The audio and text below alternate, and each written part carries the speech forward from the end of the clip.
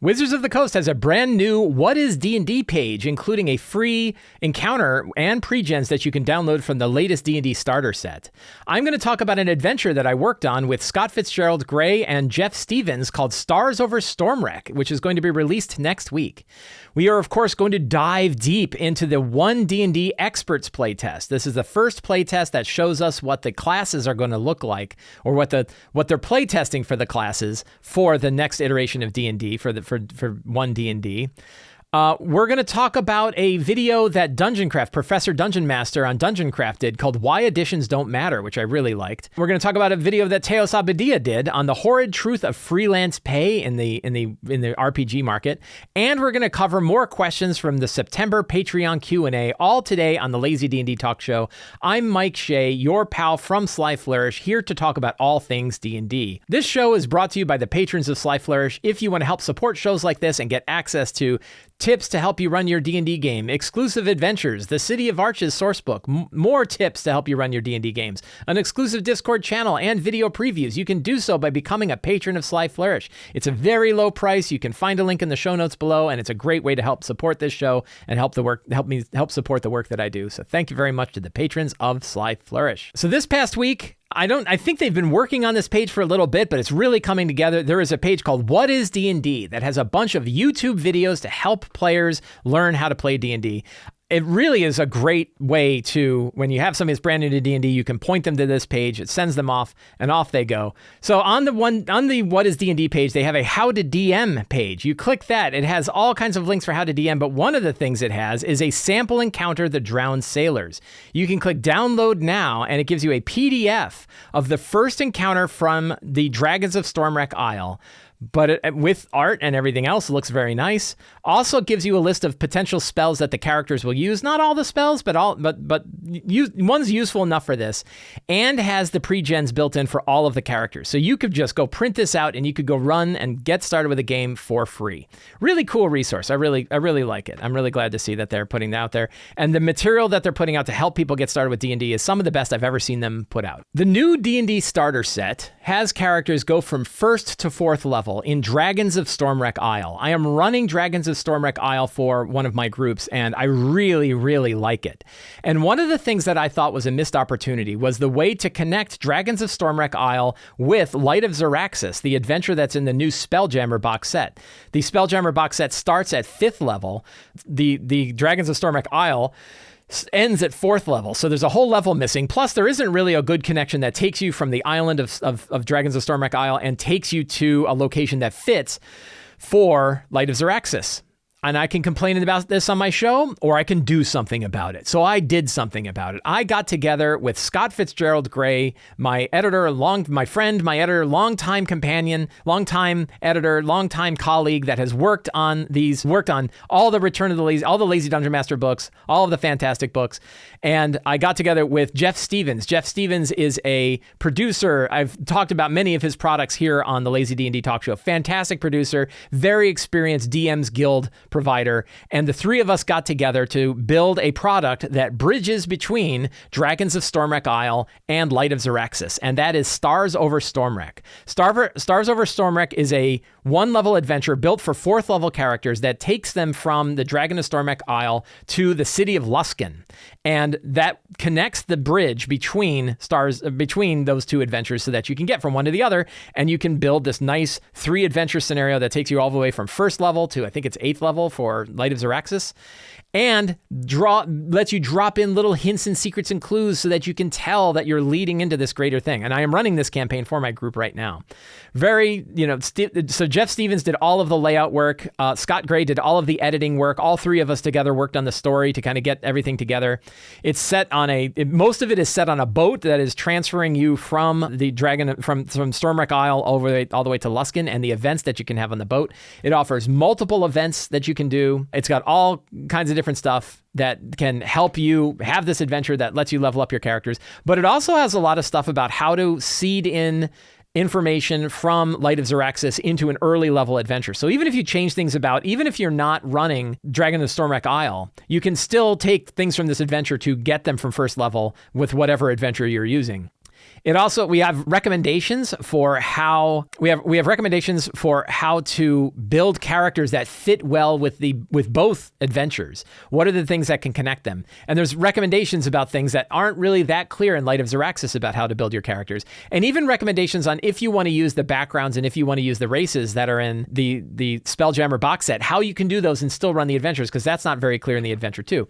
So I'm being a little cynical and a little egotistical in saying I think that I wrote this to help fix some of the problems that I found when I was looking at Light of Xeraxis and the Spelljammer box set. You'll see some other ones in here too. One of the sections, for example, is it talks about if you are using the backgrounds that are in the Astral Adventurers Guide, and those include a feat, what feats can you give other players that are using other backgrounds? So we have this enhancing backgrounds section that helps you kind of upgrade the backgrounds that everybody else has to fit the backgrounds that are inside the Spelljammer box set. So in the beginning of it, we talk about how to seed in, how to kind of change some of the encounters just a little bit, how to add some small things that basically give this one central seed, in this case is literally a dragon egg, that takes you from Dragons of Stormwreck Isle all the way through to Light of Xeraxis and makes that connection. So we talk about where to drop these things in so that you can connect these two adventures together. A big part of it, Elder Runara, who's a main NPC inside Dragon of Stormwreck Isle, how the information she gives you that helps lead you to the steps that take you to Light of Xeraxis. And there's a bunch of, we offer a few different ways that you can do that. So if you don't like one way that we do it, we have a couple different ones that we have there. So first part of it is about how to connect it to the other one. Then we actually have the adventure itself, where you get on a boat and you start traveling across to Luskan. And we have a bunch of NPCs that are on this ship and a bunch of situations that are on this ship. Different ways that you're working for passage as you're going across. Do you actually want to do work, or do you just pay your way? And then what are some of the things that happen? And we have 5 different encounters that can occur while you're going across the sea. You're not intended to run all 5. You're really only intended to run 2, maybe 3. But one interesting way you could do it is actually taking multiple encounters and mashing them together. So for example, we have this thing that you get attacked by sea elf veterans who are riding on giant spiders, these swimming giant spiders that come up on side of the ship. And you might say, okay, well, we're going to run that encounter because that's really cool. But then also there are 2 coffins of dead people that are being transferred across. And it turns out they're not dead. They're vampire spawns who are just on the move. And they decide, hey, we're just going to eat everybody before we show up on the other shore.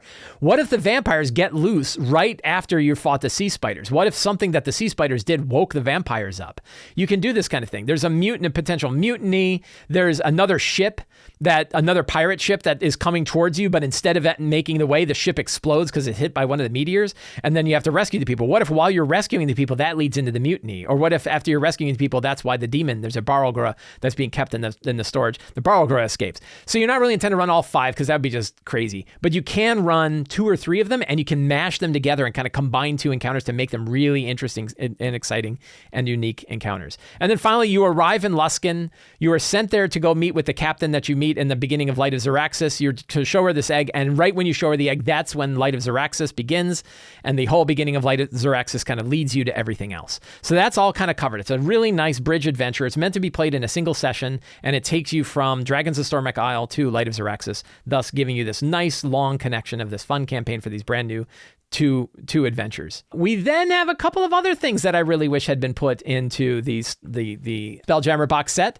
I added an Astral Sea encounter generator. So while you are sailing about in the Astral Sea, I have some tables that are exactly like the tables you might find in the Lazy DM's Companion, only these are specifically designed and written for running your Spelljammer campaign. So there's different kinds of details you can apply, relics, locations, monuments. These are things that you would see. So instead of the encounters of the creatures you would see, it's what you might find out there. Do you find a shattered statue, or a crystalline stasis chamber, or a massive orrery?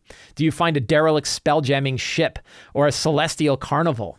All kinds of different things that you can find in there. So that's the Astral Sea encounter generator. And then we have a wild space generator. One of the things that the book doesn't do a fantastic job at is giving you example wild spaces. These are sort of solar systems that your characters might explore.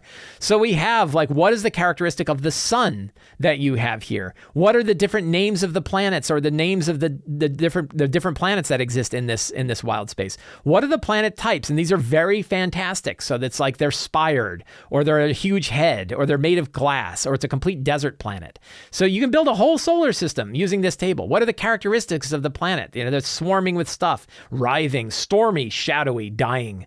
Notable locations. What are some things you might find on this planet? Vast cities, ancient waterways, light and shadow, like cities of light and shadow, planet-sized graveyards. All the kinds of things you need to generate huge solar systems, build entire universes, all on one page. So with just these 2 pages, you can build all kinds of information to help you expand your Spelljammer book. I bet you these 2 pages alone are worth the price. So, hey, Mike. Oh, and then we have all the monsters in the back of the book. So any of the books, all the monster stat blocks that are covered inside the book are all here in it, as well as maps. The PDF will include VTT compatible maps. These maps were done by Elven Tower. Excellent maps that you can drop right into your game. Hey, Mike, how do I get this awesome thing that you just talked about? Well, thank you for asking. It is going to be available on the DM's Guild, I think on Tuesday. So by the time you're watching this video, a day or two, and I'll talk about it next week as well when it's actually out, check out the DM's Guild. And the easiest way to find out that it's coming out is to subscribe to the Sly Flourish newsletter. There is a link to subscribe to the newsletter. I will certainly let everybody in the newsletter know that this adventure is available so you can go and pick it up. It's going to be $5 on the DM's Guild. I'm really excited for it. This is a really fun project to work on with Scott and with Jeff. We're excited to bring it out here. It was a short-term project. We built the whole thing in a month. From the time I was like, hey, this is a good idea, to the time we had it ready to go is 1 month. So really, really fun project to work on. This past week, Wizards of the Coast released the D&D Experts Playtest for 1D&D, and I have thoughts. So a couple of qualifiers about my thoughts. One is I'm not going to dive deep into a lot of the class features. There are lots of people who are going to talk about the class features. I very much recommend listening to Jeremy Crawford talking with Todd Kendrick on the official Wizards of the Coast channel to hear why they were doing what they were doing and what went on. I'd also recommend there's a million videos out there where they're going to dive into class features. So I'm not going to talk a lot about class features. I'm going to try to take like a higher level view of things, not get into the nitty gritty of specifics, but talk about some of the trends I'm seeing and some of the things that are interesting. I'm also not going to talk about every feat. I think there's some interesting things they have done with feats, and I want to talk about that.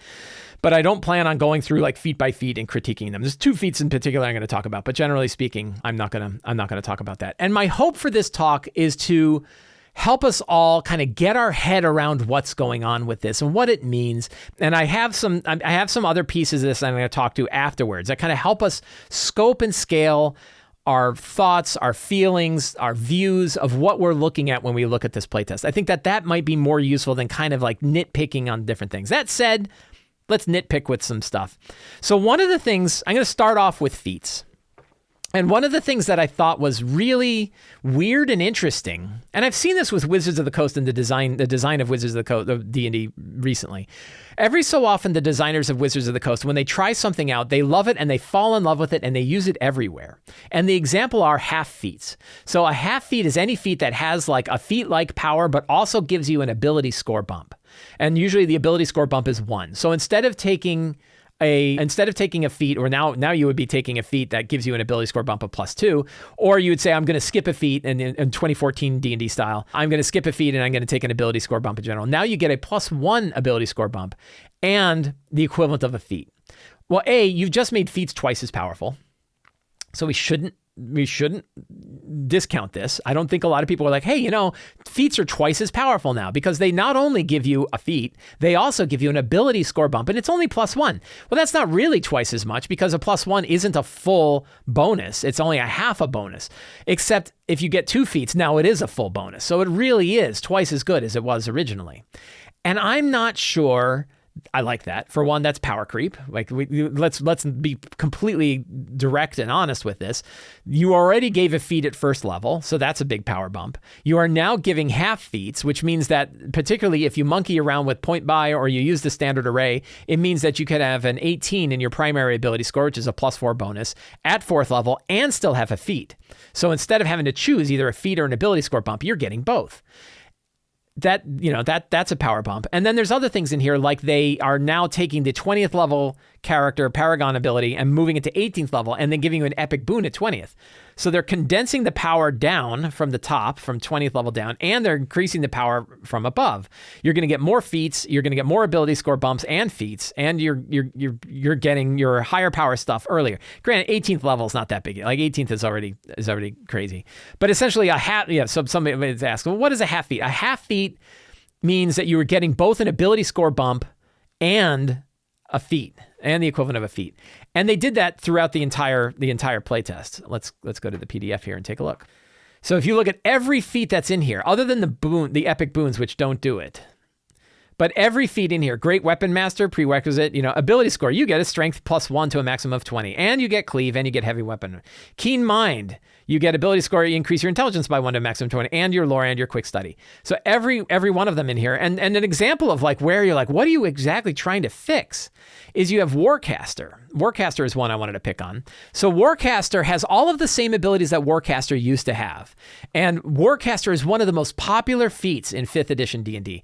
Warcaster is used all the time because getting the concentration bonus, getting advantage on concentration checks is a huge advantage. And being able to use a reaction to make an opportunity attack with a spell attack, if you build your character right, can be really powerful. So people love Warcaster and people use it all the time. Warcaster is getting better. That now you get intelligence, wisdom, or charisma modifier is increased by 1, and you get all the Warcaster stuff. So it's not like they looked at Warcaster and said, Warcaster's a little bit weak. Why don't we give it an ability bump and make it a half feat instead of a regular feat? They're just saying, no, we know it's super popular. We're going to make it a regular feat anyway. Really what they're doing is increasing ability score modifiers. It means that people are going to have higher ability score modifiers than they used to. Now, maybe that's cool. And you're like, yeah, that's fine. But then I ask, what about the monsters? The monsters aren't getting more powerful for their challenge rating, at least that we've seen. The intent is to make old monsters compatible with new ones. So if they do make monsters more powerful, that's going to break all of their old monsters. They can change encounter building maybe, and maybe that's what they're going to do. But I still read things. I was reading the starter set, the Dragons of Stormwreck Isle starter set adventure, and they were talking about Orcus. And the way they describe Orcus in there is Orcus is a god-level demon. And I'm like, Orcus gets killed by 14th level characters regularly. So don't tell me Orcus is god level when 14 level characters are kicking his ass. And guess what? He's going to get his ass kicked even more now because characters are going to be higher level.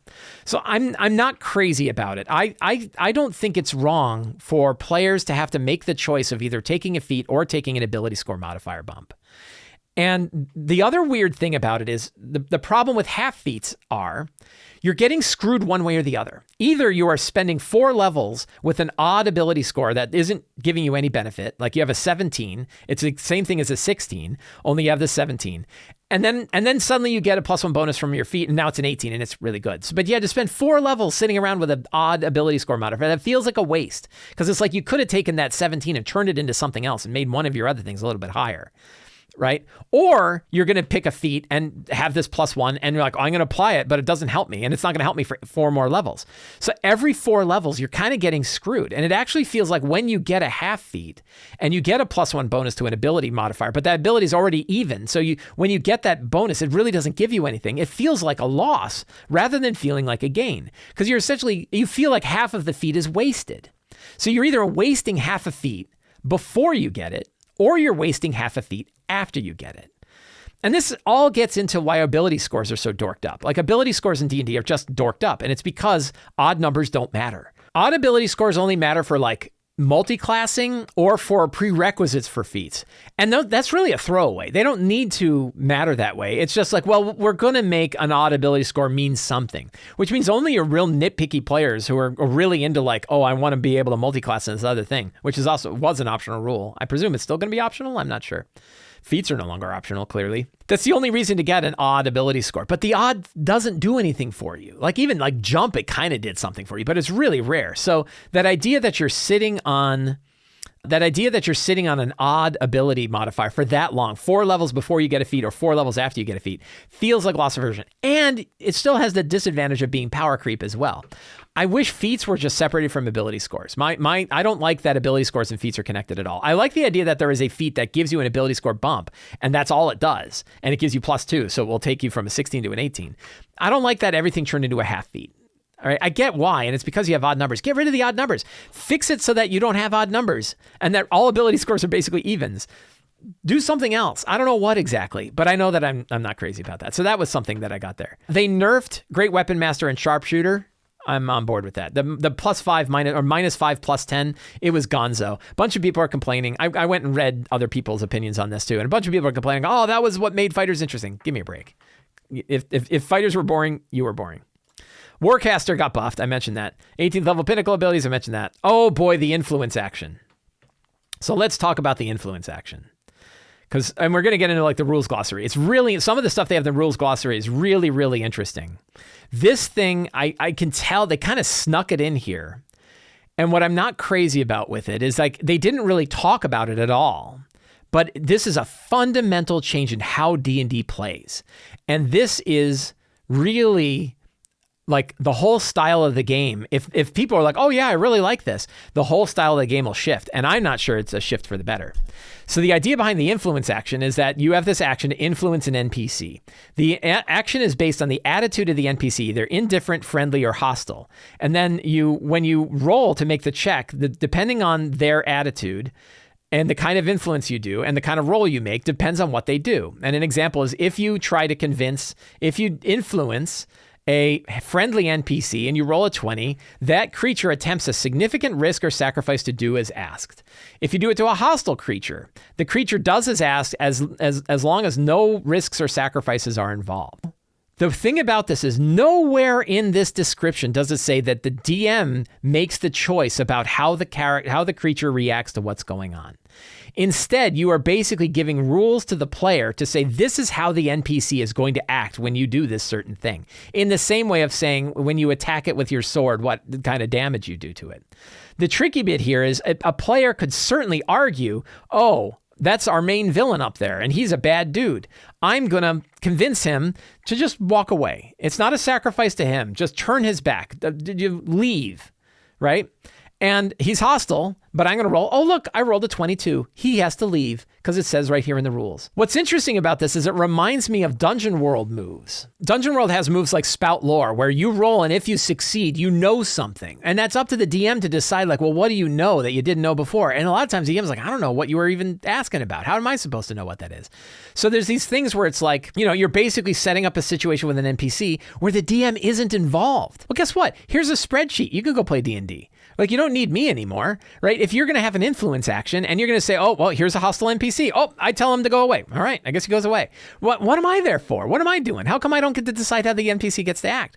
I think that there's lots of gradients in here. There are definitely times where you can influence an NPC, but so much of it is based on the situation. So much of it is based on the relationship between it. You can't just do a DC 10 or a DC 20 and have people fly away.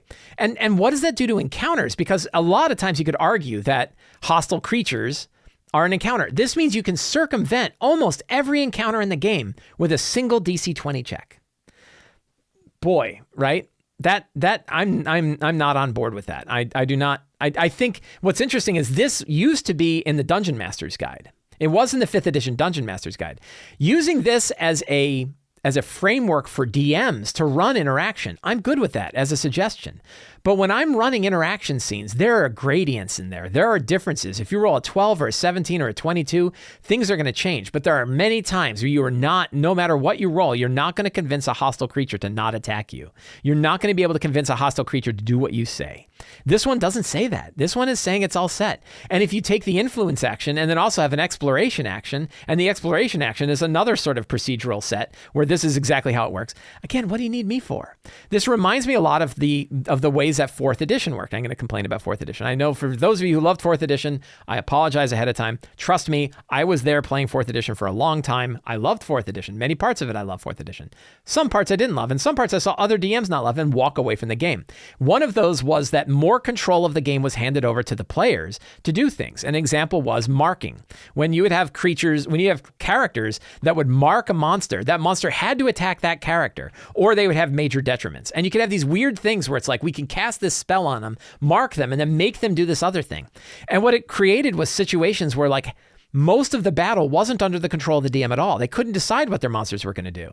And I would turn it around and say, oh, you don't like that? What if my monster casts the influence action on you and your character has to walk away from a battle?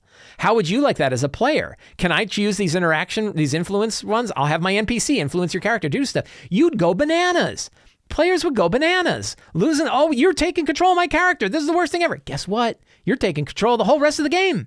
So no, do not like. Do not like, and I plan on doing it. And whenever I ask a question like that, whenever I look at something like this, I like to flip the side and say, oh, Stunning Strike's fine. Like, Stunning Strike's not broken. You have to burn key points. Okay, what if I have a monk NPC who stuns 3 of you and just keeps you chain stuns? How would you guys feel as a player? Oh, that would be terrible. I'd hate it.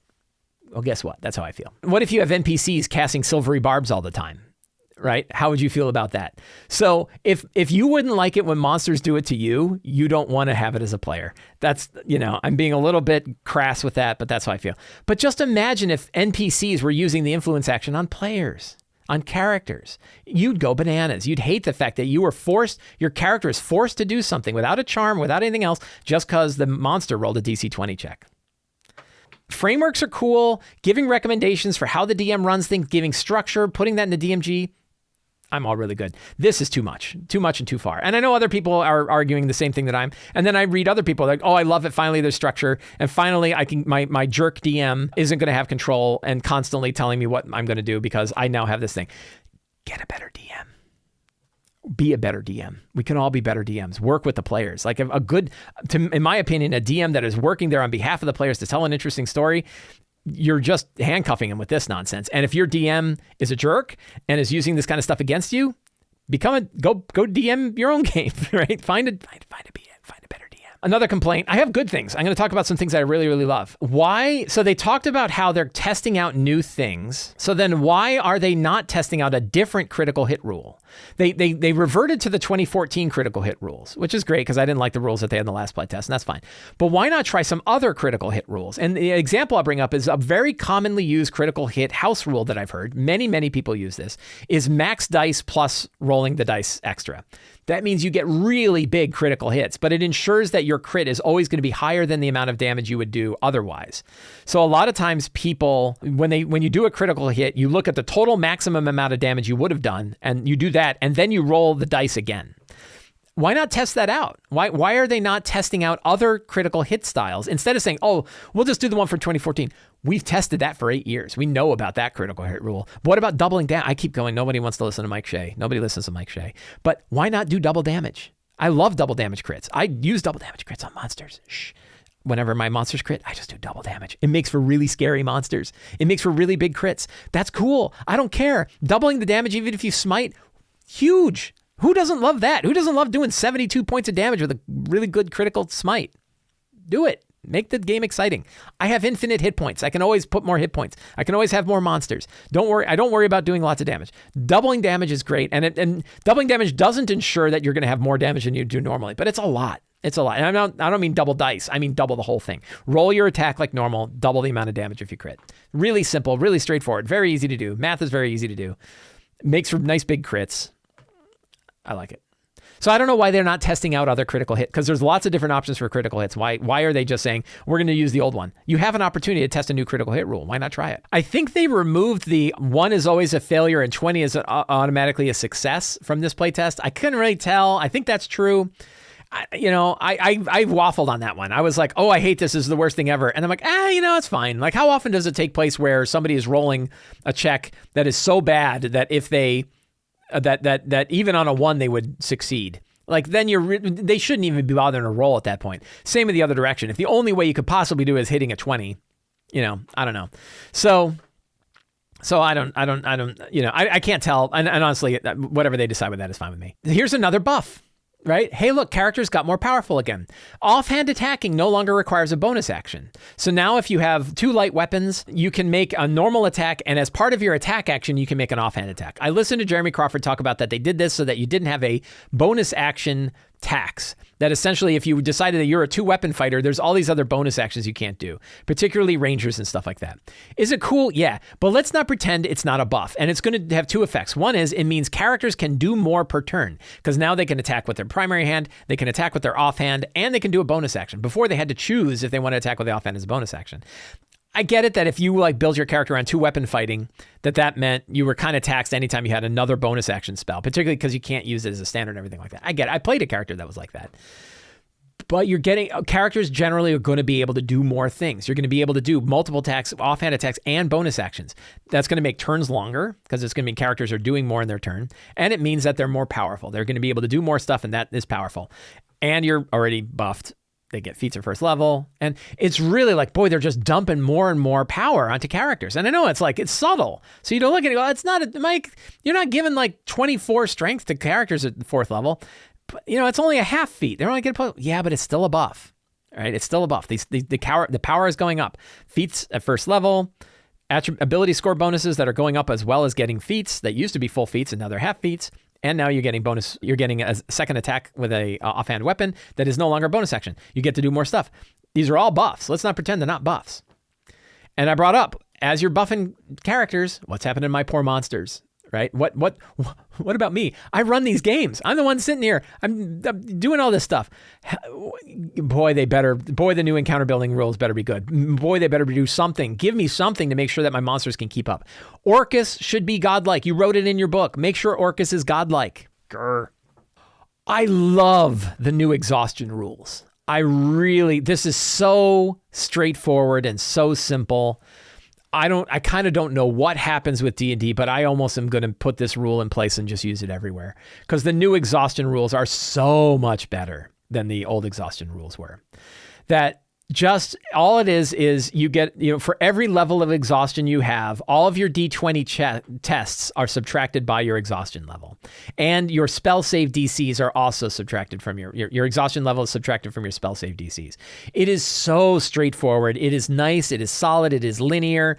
There's no weirdness, all that. My only little nitpick would be the idea that when you finish a long rest, you only get 1 level of exhaustion removed. The thing with like a vampire can drain your life and your hit point maximum is reduced. But when you take a long rest, all of your hit points come back from a vampire having drained your life, but exhaustion doesn't. I don't know why exhaustion is worse than every other status in the game that like when you look, so if you look at the long rest somewhere in here, is it rest long? When you look at a long rest, they added some things that actually fix some other pieces. When you take a long rest, you regain all your hit points, you regain all your hit dice, your hit point maximum is restored. I actually think that's a change because I think you were normally getting half your hit dice back, but nobody did it that way. And ability scores restored. If any of your ability scores were reduced, they return to normal. This prevents, there was like the intellect devourer could devour your intellect and lower your intelligence, and there was theoretically no way to get it back. I'm not crazy about this part and thinking about it with exhaustion because why exhaustion is worse than getting your ability. If an intellect devourer sucks parts of your brain out of your head, you get that coming back after a long rest. But if you're tired, like really tired, no, that's going to take you 2 days of rest. Give me a break, right? Come on. So one of the things I think is there should be monster abilities that drain stuff from you that require like a lesser or greater restoration. There are. Monsters definitely have that sort of thing in there. This one is like the particular has to override the general, which means the monster specifically has to say that the only way we can restore these hit points is by a lesser or greater restoration. I think like the clay golem is like that. And that I don't believe you would restore that this restores restores everything. Like this max HP restored, if your hit point maximum was reduced, it returns to normal. I don't think that supersedes what a clay golem does when it says that you need to have everything else. But I love the thing. The new guidance, boy, we had like people that were angry about this. Players of mine that I talked to about the new guidance. Oh, I lost it. But boy, I like the new guidance because guidance spamming was so out of hand. So the new guidance says that once you have received the benefit of a guidance, you can't receive the benefit of a guidance again until you've taken a long rest. It's a little weird from a state base because it's like you're not the one casting the spell. Someone else cast it on you. And yet you're the one that has the detriment of it. But basically it's there to stop guidance spamming. Because boy, guidance spamming was really a problem. Guidance meant that essentially if you had guidance, every skill check, as long as it was reasonable for you to cast guidance, you're just adding a D4 to every D20 check. And I think this is better that you can't quite do it on the D20 check.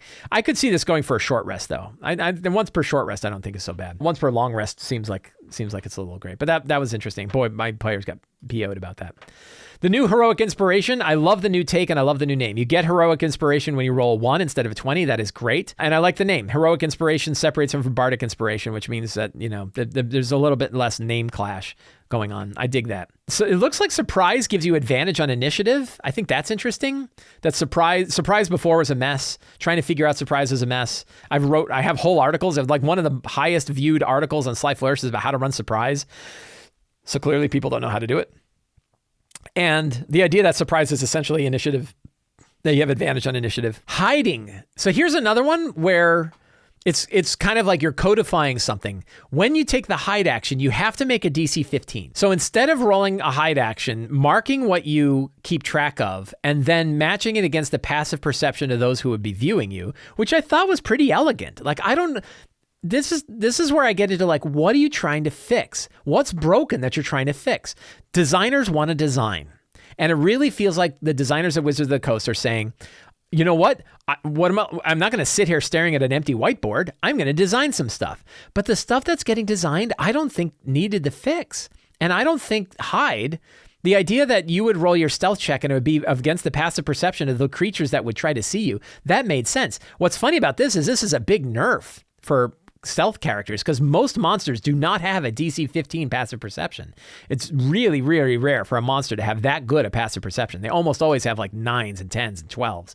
So the idea it's a 15. And who are you losing against? You're trying to hide and you're rolling your check and you fail.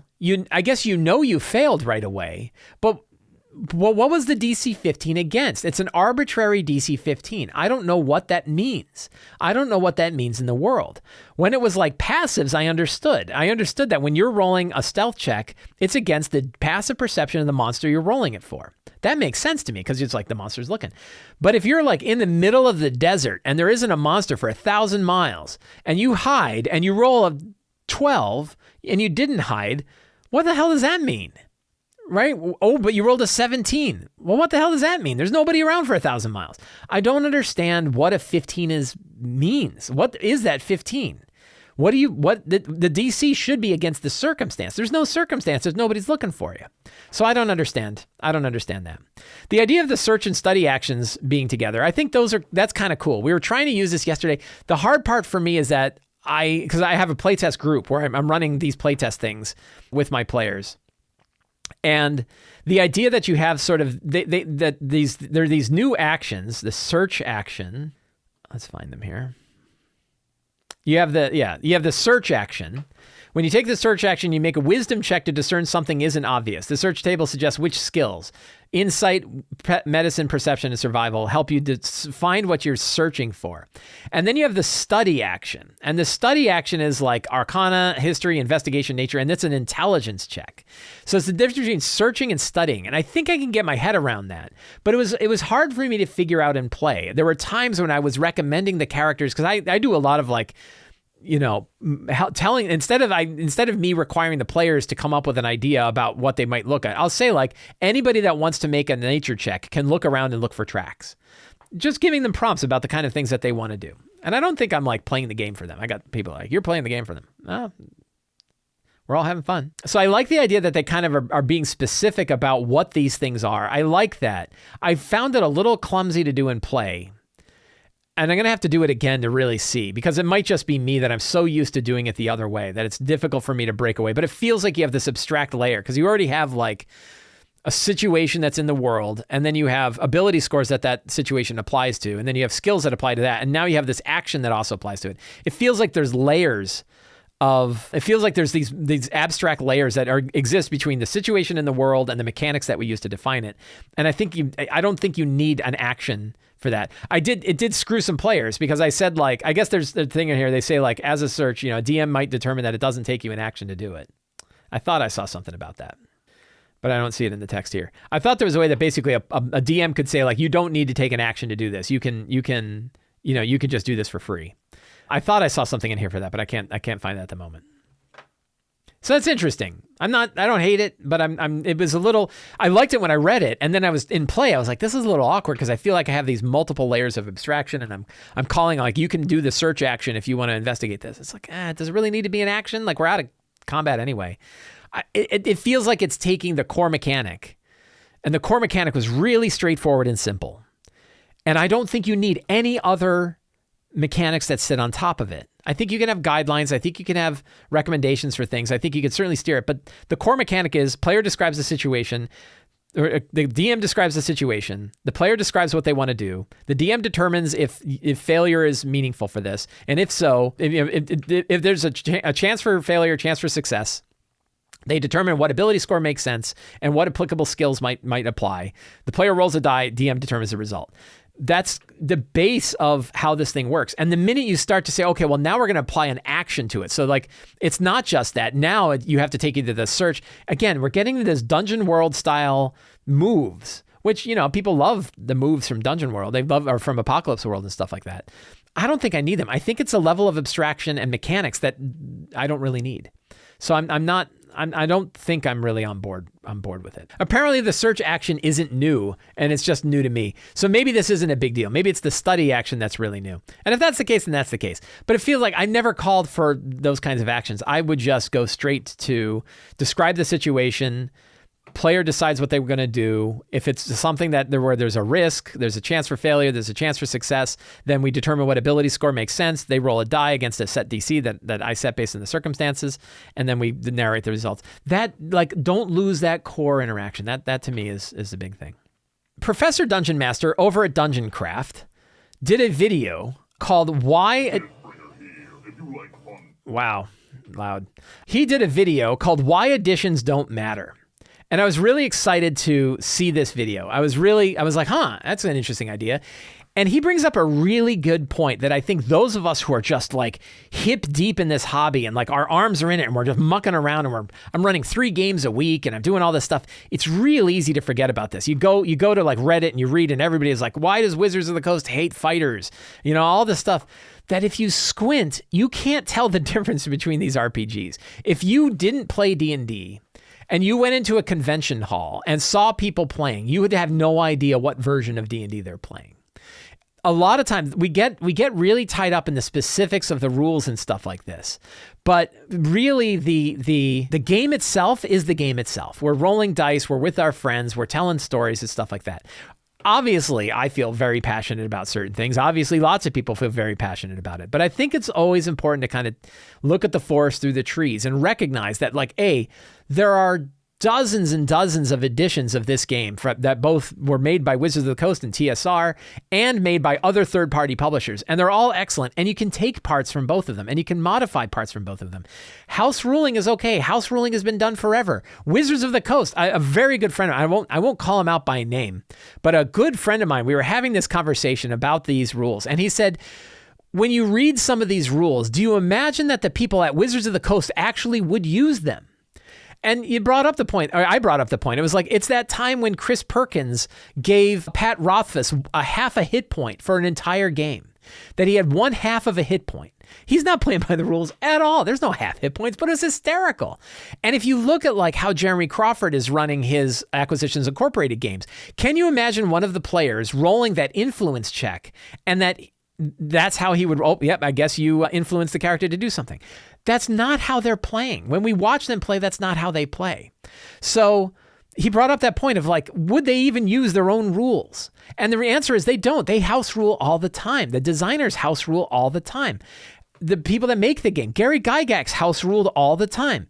So this gets back to that idea of like, we don't have to get too worried. It's very good to give our feedback. I gave my opinions here. I'm certainly going to fill out the playtest results. I'm probably going to have strong words about some things in the playtest results. But the reality is it's okay. It's going to be okay because we can always take what we've got. We can always play the edition we like. We can always modify the rules how we want because this game belongs to us.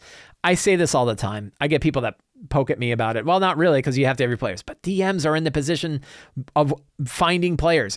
it's way easier for a DM to find players than it is for players to find DMs. You get to define the kind of game you want to run, and you can go and find the kind of players that you want to run your game, more so today than ever before.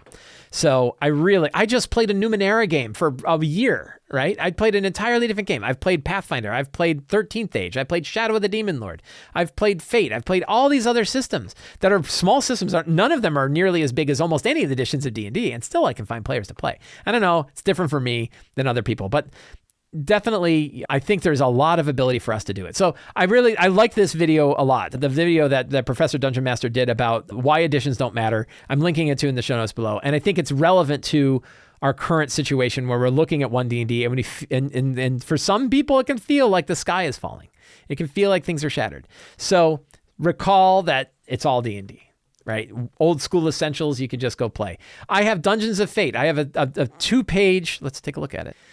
I have Dungeons of Fate. Dungeons of Fate is my super stripped down version of D&D. It's 4 pages long, including everything you need to DM it and everything you need to play. It has a character sheet. It's got class building. You can build characters right at the table during your game. Building a character is super fast, super easy, really easy to play, really easy to build monsters. Uses my favorite parts from a bunch of different systems, but still can feel like D&D. You're still rolling a D20. It works really well. I really, really dig it. And it's mine. This is the one that I just whipped up. I mean, I've been working on it for a while, but it's like a 4-page thing. Print 2 sheets. Hand 1 sheet to the player, 1 sheet as the DM. You're ready to go. So we can do lots of things. So I would just say, give your feedback. Go ahead and be passionate. We love this game. Be passionate. Give your feedback.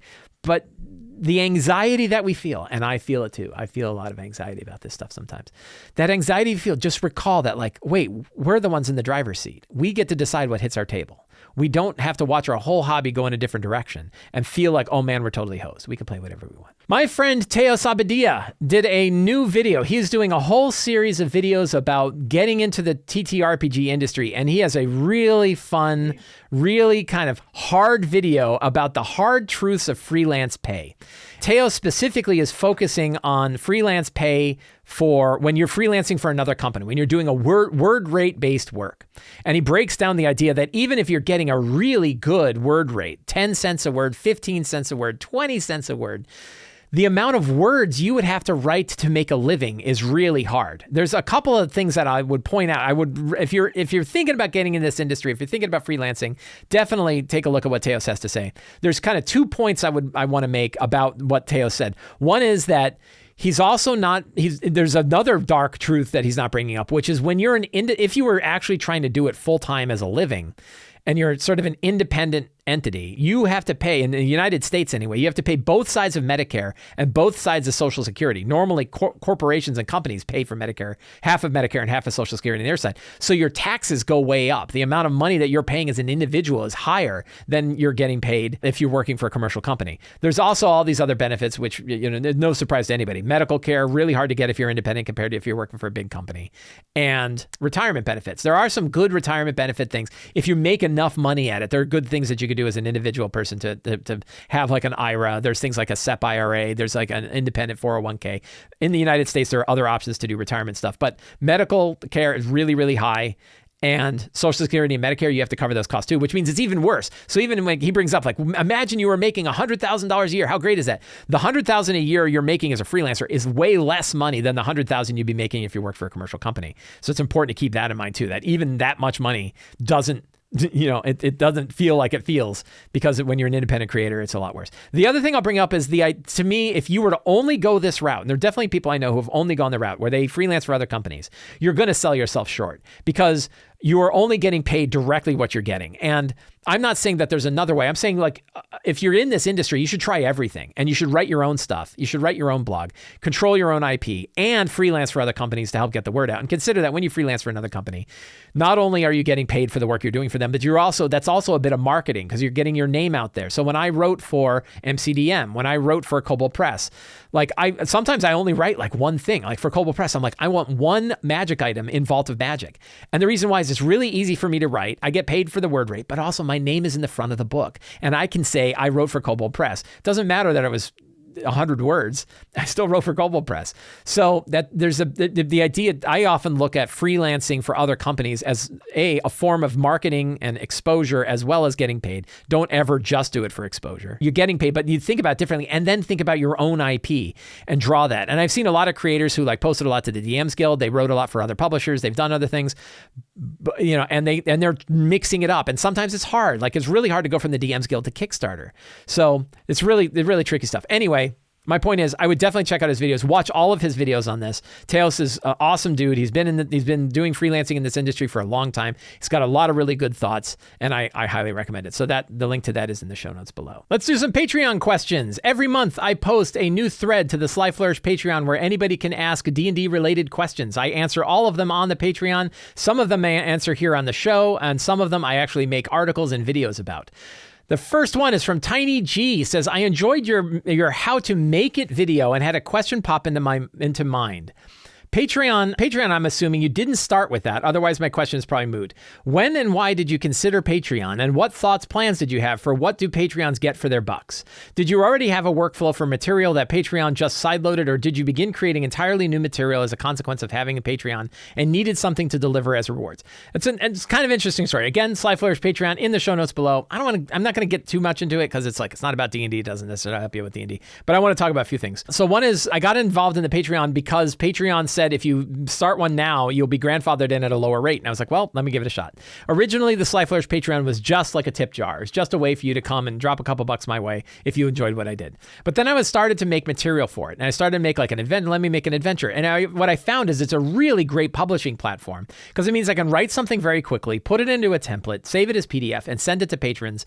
I don't feel like I'm just giving it away to everybody. I'm giving it to people who actually care enough about the work that I do to drop a couple bucks my way a month. And I can often take that early stuff and use it and refine it to something else. And this is why, one of the reasons why the Patreon is as cheap as it is because a lot of the material there becomes other things. I will take the stuff that's there and I will turn it into the Lazy DM's companion. I'll take City of Arches and probably turn that into a bigger product eventually. And then I'll have more editing and I'll do more layout and different everything. But in the meantime, people get to enjoy it. So people are going to be able to enjoy the City of Arches for years before I'll turn it into a formal product. But I still have that option. So it's a great way for me to test new material, to try things out, and that's worked really well. I don't have a plan. I don't have like an overall schedule or a thought about how I'm taking the Patreon and stuff like that. Eventually, the price is probably going to go up. Eventually, because right now $2 is pretty cheap and it's a lot of material. Everybody that's in at $2 will be able to stay at $2, but I'm probably going to bump it up to $3. I don't know when. I'll let people know. I'll do a month early. I'll make sure people recognize that it's going to jump up so you have that opportunity. But the reality is like the money that's been coming in from it has been fine. Lots of people are on the Patreon. It's a great way to get the Patreon Discord server is fantastic. I really love talking to people there. It's like my favorite hangout. So that whole thing with Patreon worked really well. I really like Patreon. It works really well. They also take a very small cut.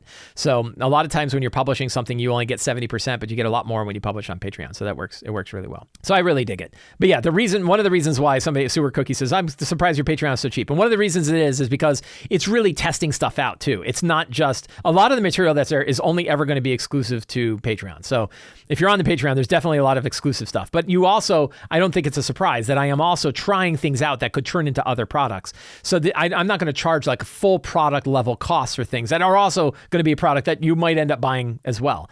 You know, I was worried about it. I was worried about like, well, I've been putting out onesie and twosie pages and I'm turning into the Lazy DM's companion. Are the people on Patreon going to be like, wait a minute, I just paid you for a year to make that stuff and now you're charging me to buy it again? And my argument would be, well, they're different and you still have the old one. You'll always have the old one. You always have the original versions. And so you don't need the new one if you don't want it. But the new one is fully edited, fully laid out, fully art, physical, all that kind of stuff. So there's reasons why. But I was worried that people would think like, wait, I'm paying for the same product twice. So there's also a lot of exclusive stuff that people aren't. So that's, anyway, Tiny, I hope that answers your question about how I operate the Patreon. And again, the reason I left this in here is if you want to join Patreon, you do get a lot of exclusive stuff. You are getting it for a really good rate, and you can do so by joining the Patreon below.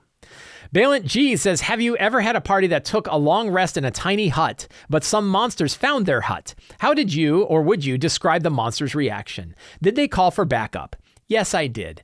One of my favorite circumstances were when they were using tiny hut inside of the Tomb of the Nine Gods in Tomb of Annihilation. And the guy, there was a caretaker for the tomb who saw them doing this and would play practical jokes on them. One of my favorite practical jokes was that it became really dark, so they couldn't see outside. He threw like a darkness around because you can kind of see outside and inside of the tiny hut. So he enveloped it in darkness. And then he dumped 1,000 crawling claws on it. So he found all these crawling claws and he dumped it on him and just surrounded it. So then as soon as the thing popped, they were just swarmed with crawling claws and they freaked out. So you can do things like that. One of the things, so that's the fun bit, is like, what practical jokes can the monsters play on people who are inside of a tiny hut?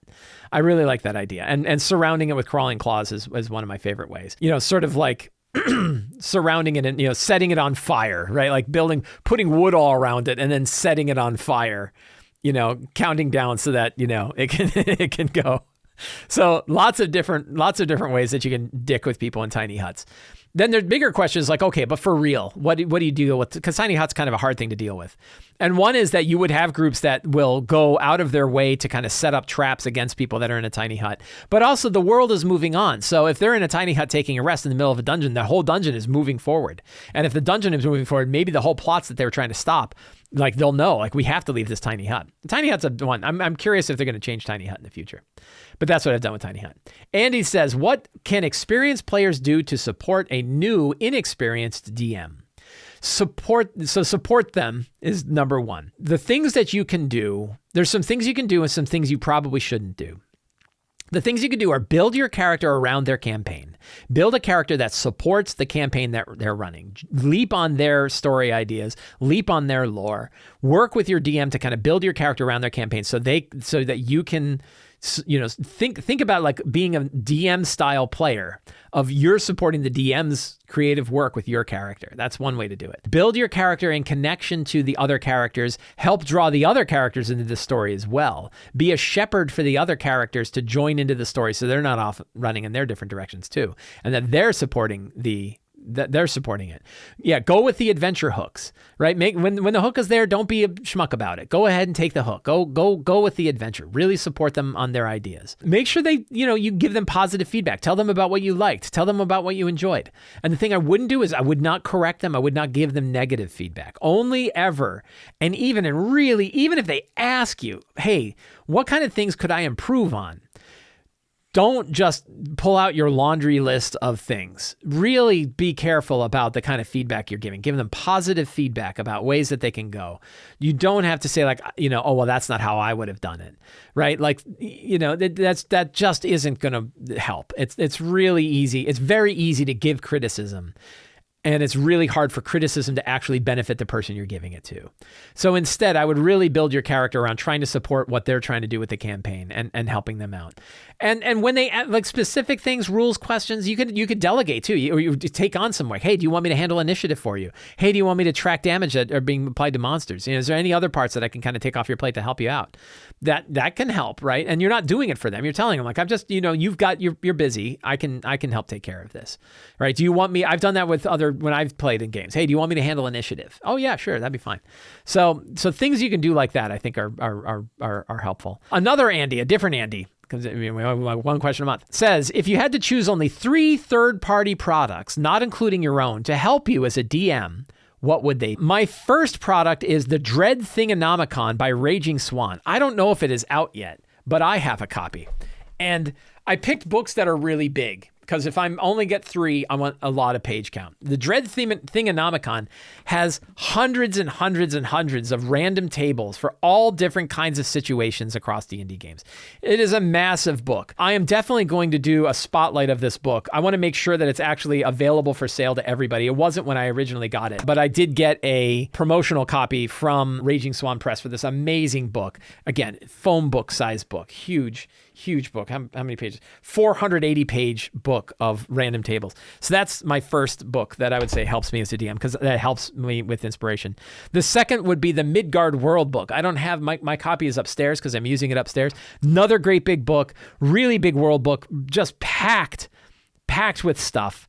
Really love this. Really love this book. And I could build many, many adventures for a long period of time with just that one book. I think as campaign books go, You said third party. Eberron would definitely be one that I'd pick, but that's Wizards of the Coast. But Midgard, I think, as a campaign book goes, has so much depth in it that I could run adventures for the rest of my life in that world. I really like it. And then the third, I would say, again, I just went with weight, and that was the Ptolus book by Monty Cook Games. If I ever wanted to run a big city, my whole shelf is going to collapse when I take this off. Another phone book-sized book of, I think this is another 600-page 666 pages covering this massive city that was written by Monty Cook Games, packed with adventures, packed with ideas, packed with NPCs. I think with those 3 books, I could certainly run D&D games forever. So those would be the 3 books that I would pick. You asked for my 3. And I almost always went by weight because all 3 of those are huge books. Spencer M says, you've mentioned your DM toolkit before, but I'm curious about it. What exactly is in front of you when you run your game in person? Laptop, books, PDFs, etc. And more specifically, if you use your laptop, what pages, tabs do you keep open? One short question, haha. Oh, and I think it'd be cool to do a video walkthrough of this stuff. My answer is, I don't know why you're asking me. What's more interesting is what we're all have in front of us. So I said, instead of me just answering what's about for me, what is in front of everybody? Because I've talked about, I have an article, and I'll link it to the show notes below, about my DM toolkit that I have. And that's the kind of stuff I have in front of me. But I thought it's more interesting to hear what other people have. And so I put out a tweet. I got 240 replies. I did a bunch of natural language processing to kind of summarize the kind of things that people had. What do they have in front of them? Dice, notes, a screen, a laptop, Roll20, a notebook, Discord, adventure, books, minis, Google, D&D Beyond, dice trays, paper, players, cards, references, initiatives, monsters, iPad, books, maps, pens. I'll post this in the notes below too. But a lot of interesting things that they had in front of them. But it's all, I think, the pretty typical stuff. So answering your question though on like what do I have in front of me? I usually have the PDF of the book that I'm running. And so I have in-person games and I have online games. In my in-person games, I have my DM cheat sheet, my 5e DM cheat sheet. I have my Wormwood dice tray, my fancy-ass dice. I have whatever books I need. I actually have a bookshelf next to me at my table that has all the books I need. And I use the physical books. I pull out the book, I have a bookmark, and I use that in there. What else do I have? I think that's pretty much it. Minis and terrain, if I'm using minis and terrain and maps and stuff like that. Typical stuff that people would have. When I'm online, I usually have my Notion notebook open. I often have Owlbear Rodeo open. I have my Discord window open so that I can talk to my friends and chat in there. And I usually have the PDF of one or more of the books that I'm running. Or if I have D&D Beyond, I'll have D&D Beyond. So, pretty straightforward stuff. But it's interesting to think of what are the kinds of things that we all have in front of us. And I think those answers were kind of neat. And I'll link to the tweet thread. So if you want to see what the actual results were, I have the tweet thread of what kind of stuff people had in it. And I will link to that in the show notes below. Because I think it's really interesting to hear what everybody's got in front of them, right? That's the joy of the internet, is we can learn from everybody. Casey says, how do you stop yourself from running all of the games and all of the campaigns? I want to rush my friends through Waterdeep so that we can run Curse of Strahd and then Wild Beyond the Witchlight. And now that you've made me want to run Empire of the Ghouls, sounds exciting. And now that you mentioned some other non-5e systems, or just fully homebrew a campaign. I'm currently running 2 proper campaigns, but both are going to take at least 1 to 2 years to finish. Do you intentionally keep campaigns short in order to experience more? That's a good, it's easy. And there's a lot. And the answer is you can't run everything. There's lots of stuff I just know I'm not going to run. I'd love to run Ptolus. I don't know if I will. I don't have a plan right now to run Ptolus, but I'd sure love to because it'd be really cool. But that's okay. I could just imagine one day I will. And just imagining I will makes me happy. I usually run 1-year campaigns. I like to run campaigns that take about a year, somewhere between like 10 to 14 months, depending on how they go. And that means I can run a lot. I also run 2 different groups. Sometimes I'll run the same campaign for both groups. Sometimes we split up. So this time I decided to split them up. So I have one Empire of the Ghouls group and one Scarlet Citadel group. One did Numenera. The other one did Wild Beyond the Witchlight. So I've been alternating, and that lets me play more games. I actually have a third group that is doing my Stars of Xeraxis, the Light of Xeraxis, and Dragons of Stormwreck Isle joined together into one campaign. So one thing I would consider doing is thinking about how you can kind of get a campaign to fit into a year. A year is really good. If you want to do even shorter, 6-month campaigns can also work. The shorter your campaigns, the more of them you can run. And the more likely you are to finish them. We were talking before about how do you finish campaigns, and lots of people never get around to finishing a campaign. If your campaign is 4 years long, you're a lot less likely to finish it than if it's only 6 months long. So how do you run shorter campaigns? How do you focus on the meaty, good part of an adventure? I don't think Scarlet Citadel is going to take a full year. I think it's a 6-month campaign. I don't even know what I'm going to run after it when we're done. I have no idea. But I'm into it. The other one is like enjoy, love the one you're with. I'm in this campaign now. I'm excited to run it. Stay excited. The minute you start to feel like I'm not excited about it anymore, maybe it's time to wrap things up because maybe your players aren't excited either, and it's time to move on to something else. But I've so far I've had a lot of success with running 10 to 14 month campaigns, keeping the campaigns short, focused, clear goals, clear understanding of where it's going to go. The players stay because they're interested in see where it's going to go, and then we go on. I don't run big, long, expansive campaigns where people go wherever they want and they can try anything because I don't know how those end any other way than they just stop. Matt B says, how do you balance guardrails in a game for new players while still enforcing consequences for rash actions, especially at low levels?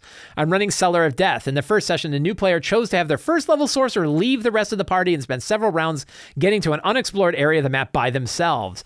When they got there, they were ambushed by monsters and that were laying in wait, which dropped them to 0 on the first attack. They were so far away from the rest of the party that not even the tabaxi could get there before the monster, which effectively ate the character's head. I feel bad about killing the character, especially a new player, but the player ignored repeated warnings from everyone else at the table that what they were doing is dangerous. Do you have any advice?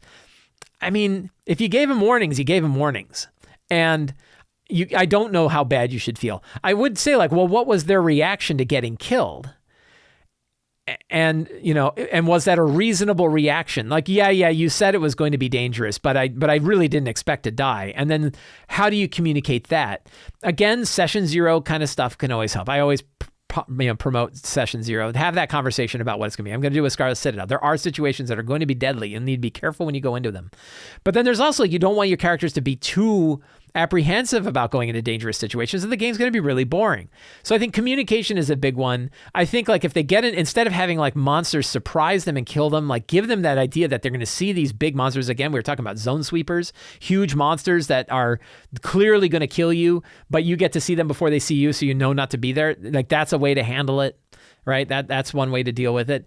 But sometimes they're going to do things and they're going to get killed. The other one is clarifying, talking to the player, breaking out a character and talking to the player and saying, just so you know, when your character separates themselves from everybody else, it's harder for me to run the game.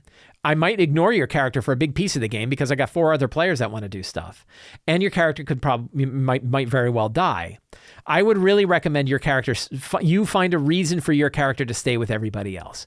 And then you can go back into character. But talk to the player. Don't talk to the character. A lot of times the players are so into their characters, they cannot separate their feelings from their character's feelings. And they're driven by the character. And you have to break them away from that and say, let's talk about this game for a minute. We're not talking about your character and your backstory. We're not talking about your drive and motivations. We're talking about how this game plays. And here's how this game plays, especially for a new player. Enoch says, I have a player. How many questions? I think we still have a bunch of questions left. Well, we'll see how far we get.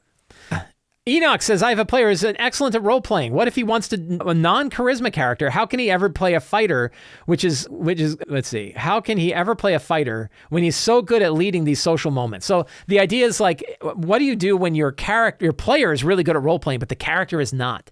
And what I do is if the player is really good at role-playing, a lot of times you don't even have to make a roll. A lot of times, their description is enough. You can also offer them advantage if they make a really compelling argument and there is an opportunity for failure. If you give them advantage, that's the equivalent of a +5 bonus. But a lot of times, the charisma of the player describing what their character does, that might be enough for them to get through a situation. And otherwise, you can offer a general bonus. And it can also be something you could talk about with the player and say, I know you're really good at this, but your character might not be. So it's one of the rare circumstances where a character is worse at something than the players are. Usually the characters are better at things than the players are. But that could be different. So I would generally offer them advantage when it makes sense. Talk to them and see if it's a problem. It might not be. And then let them talk their way out of situations that don't necessarily need dice a lot of time. And I think that can work. Steven says, I feel like a South Park underpants gnome when it comes to D&D books. Step 1, buy the book. Step 2, something. Step 3, profit. I have all these books and I'm 100% underutilizing them. I got any tips for proactively using books instead of just becoming a collector? Is it just the obvious, and should I just pick a book and read them? I am surrounded by books that I haven't read. My hard drive is filled with hundreds of PDFs that I've barely glanced at, and I'm perfectly content with this. Because what I try to do, I have sort of these steps that I'll offer. And one step is, skim read them. Just give yourself an opportunity to skim read it. Whenever I buy a new product, I leave it in front of me. I don't put it on a shelf. I don't stick it in a file folder. I put it on my desktop, on my computer, or I physically have it on my desktop, and I'll at least spend 5 or 10 minutes skimming it. I'll let the art influence me. I'll get an idea of the structure of the book. I'll see if there's anything that leaps right out at me as something that's really cool. I get an idea for it. That's really one of them. Then 2 is like I'll read it. And again, it's not the most in-depth read, but it's like I'll read it enough to kind of skim to the parts that I like, dive into one part, dive into another part. Maybe you're not reading the whole thing cover to cover. I'm not reading Ptolus cover to cover, 700-page book. But I'll dive in and I'll read pieces that really interest me. Then I'll pilfer from them. I'll take encounters. I'll take artwork. I'll take NPCs. I'll take locations. I'll take general themes and ideas, and I will pilfer them and use them in my game or use them in other campaign games however I want. I'm doing this a ton with Kobold Press products right now. I never read 12 Peculiar Towers, but now I am, because it's like, oh, now I have an opportunity to drop these towers in my game. I'm using demon cults and secret societies all the time because I love me some cults. So I use that. So pilfer from them. Then use the bigger pieces. Do you find that you can break it up and use like a major location or a major encounter, or a major dungeon? And then finally, you can use them as a hub for other products. This is what I'm doing I did it with Numenera. I do it with Kobold Press, that when I'm running a particular campaign, I will sort of stack a bunch of different books together that all support that campaign. So all my Kobold Press books I'm going to use when I'm doing Scarlet Citadel and Empire of the Ghouls. All of my Numenera books I used when I was running my Numenera campaign. That was the opportunity for me to bring in all of these other books. So Stephen, that's kind of how I do it, but I would not feel bad, and I would skim it, read the sections you dig, maybe read some more sections, pilfer stuff to use in your game, use the bigger pieces in your game, and then finally, if you really like that, use it as a hub for the other stuff that you've got. Knights of Roleplay Podcast says, I've been looking at building a lazy campaign in Return of the Lazy Dungeon Master. Some of the example campaign hooks could be interpreted as telling the players what to do, rather than giving them agency to do things on their own. A lot of example campaign truths seem like the things that players wouldn't know, things they could have fully discovered during the campaign. Do you think that players might be losing out on player agency and or the thrill of discovery by giving them so much information before the campaign starts? It seems like you do, but I don't. And my feeling is that it's more important to give players a clear view of where things are going than it is to give them the mystery of understanding the bigger plot. And that's because I think we are playing a game from session to session, and if they don't know where they are going, they're just going to wander about. And I've seen campaigns where the main plot wasn't super clear, like Storm King's Thunder, and there was a lot of like, I don't know what we're doing. Like, we're involved in stuff and it's fun, but I don't know what we're doing. So I don't think that that's the case. I think it is a style. I think I will definitely say this is one approach of many.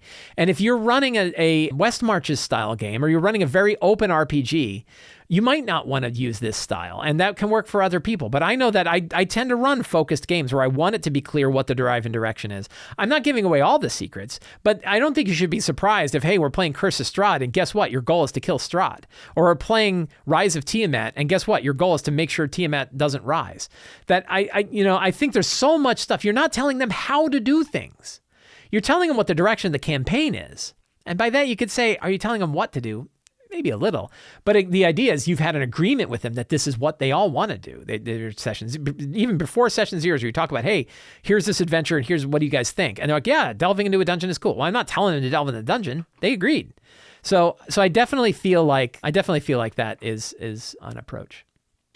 My friends, we are going to end the show there. I want to thank everybody for hanging out with me today. I really appreciate it. I hope you enjoyed the show.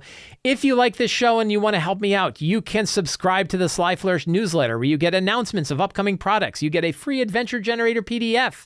You get a weekly D&D article sent directly to your inbox. It is a fantastic way to stay connected to all the work that I do in Sly Flourish. You can join the Patreon. I've talked a lot about the Patreon, but it's really good. It's a really good value. You get access to all kinds of exclusive material, adventures. You get access to the Discord channel. You get all kinds of awesome stuff, and you get to help me put on shows like this. You can pick up Return of the Lazy Dungeon Master, the Lazy DM's Workbook, or the Lazy DM's Companion in beautiful offset printing. You can find the link to the Sly Flourish bookstore in the show notes below.